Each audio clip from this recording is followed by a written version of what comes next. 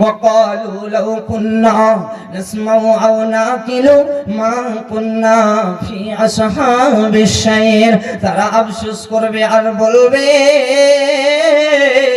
হায় আল্লাহ, হায়রে হায়রে, আমরা দুনিয়ার বুকে কি এমন করেছি, দুনিয়ার বুকে আমরা পথভ্রষ্ট হয়ে চলে এসেছি।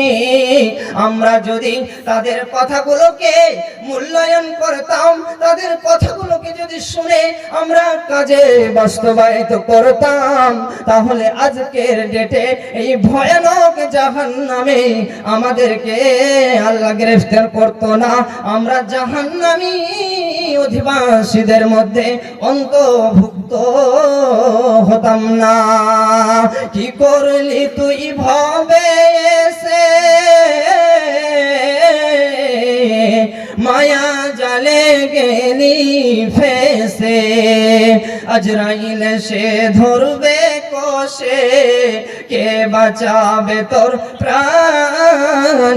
ওরে মুসলমান তোরা হারাস না ঈমান, ওরে ভালো আর মুসলমান তোরা হারাস না ঈমান।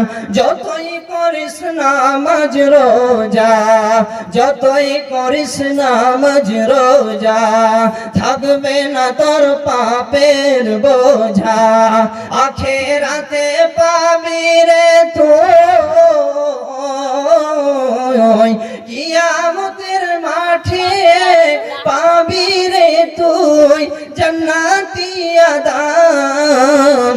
ওরে ভালো আর মুসলমান তোরা হারাস না ঈমান, ওরে মা বোন আমার তোমরা হারায় না ঈমান।